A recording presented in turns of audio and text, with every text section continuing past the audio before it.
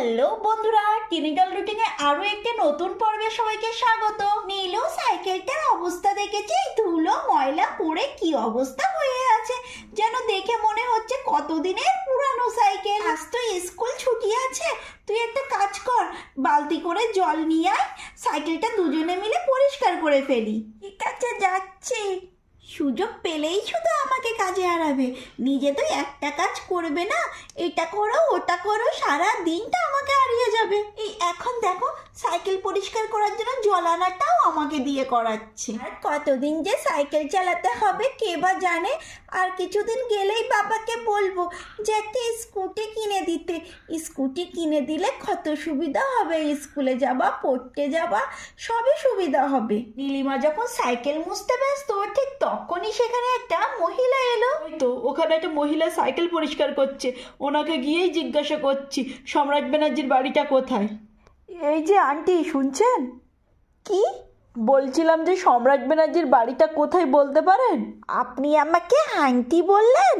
না না, আমি তো শুধু জিজ্ঞাসা করছিলাম সম্রাট ব্যানার্জির বাড়িটা কোথায়। সে আপনি সম্রাট ব্যানার্জির বাড়ি কোথায় জিজ্ঞাসা করতেই পারেন, কিন্তু আপনি আমাকে আন্টি বললেন কোন আক্কেলে? আমাকে দেখে কোন দিক থেকে আপনার আন্টি বলে মনে হয়? আপনার বয়স তো দেখে মনে হচ্ছে আমার মায়ের থেকেও বেশি, আর আপনি কি না আমাকে আন্টি বলছেন? না না, অত কিছু ভেবে আমি বলিনি, আসলে এই গ্রামে আমি নতুন এসেছি তো, তাই আমি বিষয়টা বলে ফেলেছি। ঠিক আছে ঠিক আছে, আর বলতে হবে না। এইবার থেকে কাউকে ডাকতে হলে বয়স থেকে তাই সম্পর্ক বলবেন। হ্যাঁ হ্যাঁ, এরকম ভুল আমার আর হবে না। আমাদের বাড়ির থেকে একটু এগিয়ে যান, 3টে বাড়ি পরেই যে হলুদ কালারের বাড়িটা আছে, ওটা হলো সম্রাট ব্যানার্জির বাড়ি। আচ্ছা ঠিক আছে, তোমাকে অনেক ধন্যবাদ। এবার তাহলে আমি যাই। এই বলে মহিলাটি তো চলে গেল। বুড়া মেয়ে আবার আমাকে আন্টি বলে যাচ্ছে, সত্যি ভাবতে খুব হাসি পাচ্ছে। তখনই নীলু বালতি করে জল নিয়ে এলো। নীলিমা, তোর জল, ভালো করে সাইকেল পরিষ্কার কর। আর তোর কি হলো, আমি তো বুঝতে পারছি না, পাগলের মতন একা একা হাসছিস কেন? তোকে আর কি বলবো, আমার মনে পড়লেই হাসি পাচ্ছে। একটা বুড়ো মেয়ে আমাকে এসে আন্টি বলে ডেকে বলল সম্রাট কাকাদের বাড়িটা কোথায়। তাই নাকি? তা নীলিমা আন্টি, আপনি তাড়াতাড়ি সাইকেলটা পরিষ্কার করে ফেলুন। এসব কথা বাদ দে, তুই একটু আমায় সাহায্য করে ফেল, দুজনে মিলে সাইকেলটা পরিষ্কার করে ফেলি। ওই বোন মিলে সাইকেল পরিষ্কার করতে লেগে গেল। নীলু, তাড়াতাড়ি পরিষ্কার কর, দেখছি সাইকেলটা প্রায় 1 মাস হয়ে গেছে পরিষ্কার করা হয় না। এই 1 মাস না, সাইকেলটা তো 2 মাস হয়ে গেছে পরিষ্কার করা হয় না। নে তাড়াতাড়ি হাত ছাড়া, আর পাখামো করিস না। এরপর 2 বোন মিলে সাইকেলটা কিছুক্ষণের ভিতরে পরিষ্কার করে ফেললো।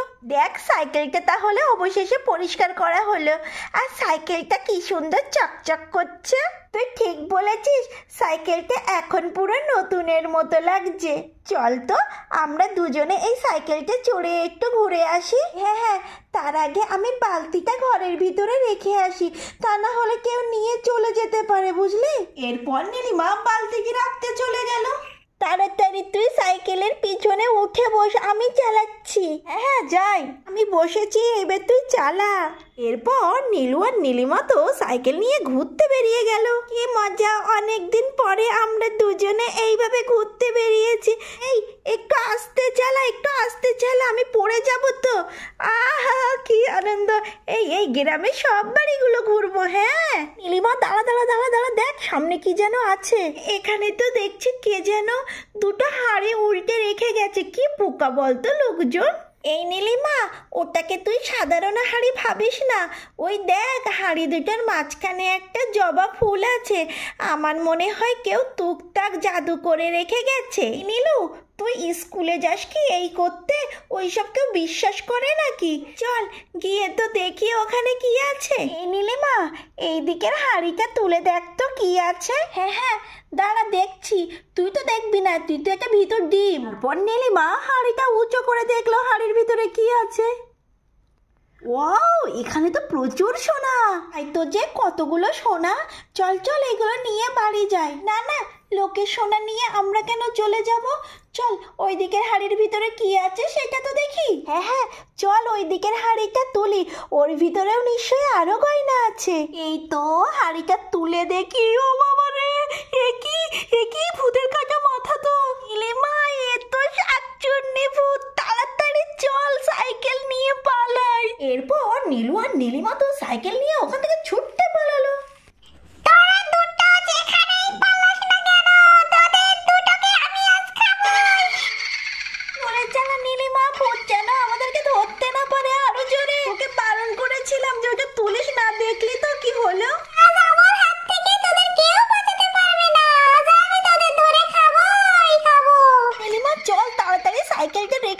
ভিতরে গিয়ে শুয়ে পড়ি, তাহলে ভূত আর আমাদের ধরতে পারবে না। এরপর নীলু আর নীলিমা তো দৌড়ে ঘরের ভিতরে ঢুকে গেল। যাক বাবা, ঘরের ভিতরে তো চলে এলাম, আর আমাদের খুঁজেই পাবে না। এই কম্বলটা দিয়ে আমরা ঢেকে নিই, তাহলে ভূত আমাদের খুঁজেই পাবে না। দুজনে তো কম্বল মুড়ে দিয়ে শুয়ে পড়লো।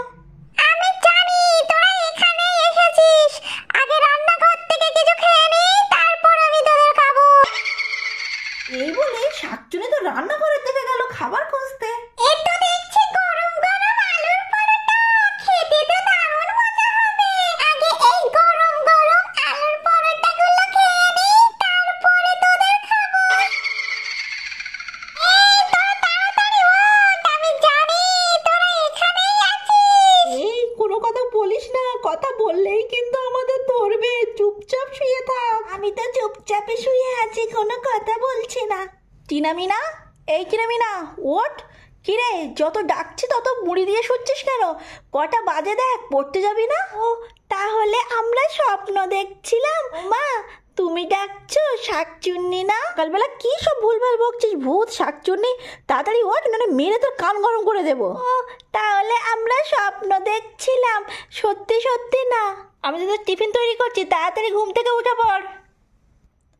বন্ধুরা, আমাদের এই ভূতের স্বপ্নটি তোমাদের কেমন লাগলো জানাতে ভুলো না কিন্তু। আরে হ্যাঁ, আমাদের চ্যানেলে যদি নতুন এসে থাকো তাহলে অবশ্যই সাবস্ক্রাইব করে দিও।